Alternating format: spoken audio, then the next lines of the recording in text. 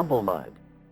2 years ago, when this channel was really just beginning, I received an email from Klothscape, a developer I had never heard of before, about a game called Eve of Calamity. Eve is an RPG Maker game made by a team of brothers, and while I thought that family aspect of it was very cool, I wasn't sure what to think of the actual game based on first impressions. I mean, this isn't necessarily a game that's going to win modern gamers over with screenshots alone, but like everything else, I gave it a fair shot. Suddenly, a dozen hours passed just like that, and I found myself completely engrossed.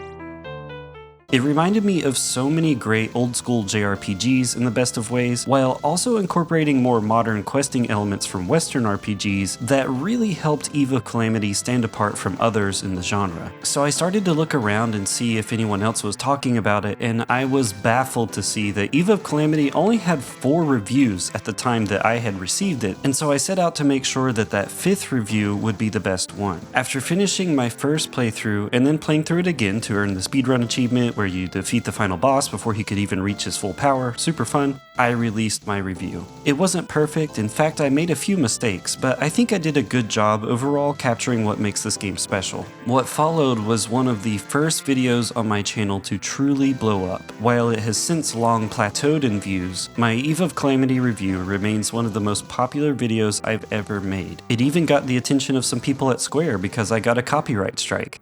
All of a sudden, this little game with only 4 reviews, a game these developers had spent years creating only to receive next to zero fanfare, found an audience. While it didn't become some massive overnight success, Klothscape finally received the recognition that they deserved. But more importantly, it reignited their passion for this project. They got back to the reason they started in the first place, making something because they loved doing it.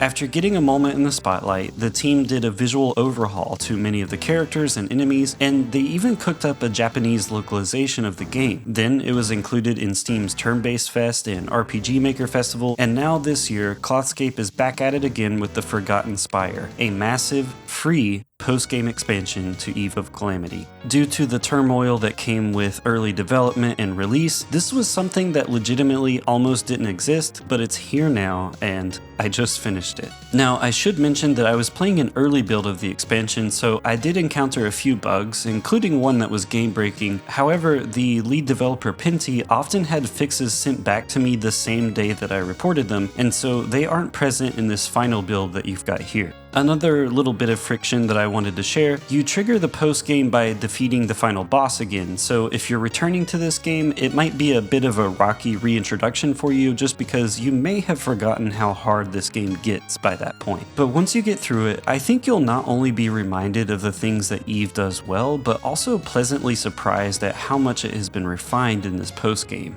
So, am I a biased reviewer here? Abso-fucking-lutely. This game will forever be intrinsically linked to that first year of my channel, and by default, I went into this thing with a positive outlook. I want these guys to succeed because I love the game so much. But regardless, everything said today is honestly what I thought playing the expansion. Considering this is post-game content though, I'm keeping things as spoiler-free as possible.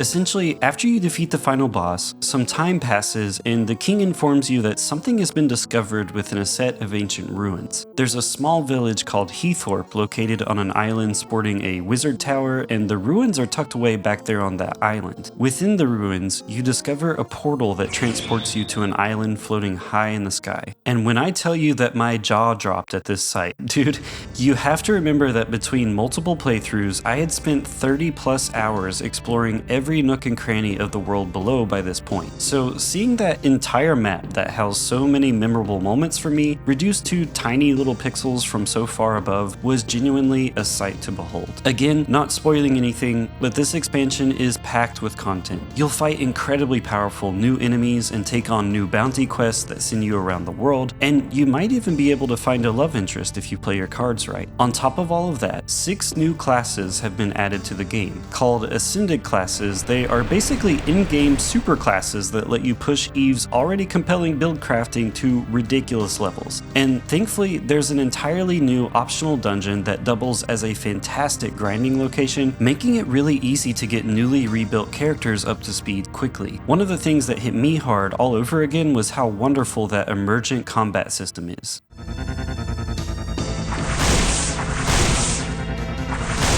There was this one boss that I kept fighting over and over and over again, and try as I might, I just could not defeat him. But I decided to go back to the drawing board and look at my abilities and my stats and form a new strategy instead of just banging my head against the wall. I remembered that I had this blinding powder ability. It was one of the earliest skills that I got from the very beginning of the game during my first playthrough with my main character. And I remembered that I also had picked up this reflecting robe recently that I could equip my mage with, giving him a small chance to bounce back spells at the enemy, so I gave the battle one more go with these things in mind. Thankfully, I got a really lucky Dale Gribble shasha with the blinding powder and blinded a majority of the enemies, and thanks to that, I remember a sequence where they whiffed almost every single shot that they put out for like 2 turns.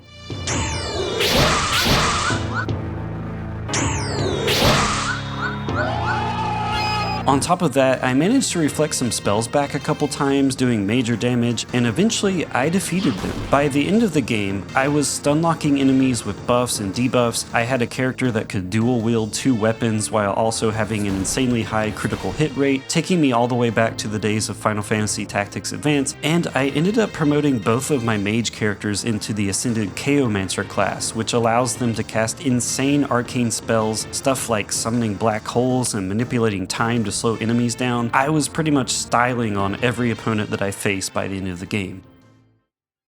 So in my opinion, there's no better time to try Eve of Calamity than now. Someone who has never played this game before can now experience a full-fledged open-world RPG with a wide cast of potential party members, open-ended quest lines, and possibly one of my favorite side missions of all time that involves this sweet skeleton man right here. This is a no-fat, full-fun adventure that took me about 18 hours to beat, even trying to see all that I could on my first attempt, and then you've got a free post-game expansion giving you another 10 or so hours. It's also really fun to replay this one because you can experiment with entirely different party members, gear, and story routes, and I was happy to see that side quests not completed in the base game can still be enjoyed even in the post game. There was a major side quest I missed in my first playthrough, that being the Civil War storyline. I did do the Civil War quest in my second speedrun playthrough, but it was my original party that I wanted to bring forward into the end game, and so this time around I joined the opposite side, and that was so cool because it resulted in an entirely different view and experience of the game's Civil War story, and it actually changes who's in charge by the end of the game. And funnily enough, right before the end of the post-game, I experienced something new. Now, I don't have footage of this particular sequence because at this point I was playing the game remotely through Steam Link on my Retroid Pocket 5, but I still had to share this story. So I beat the final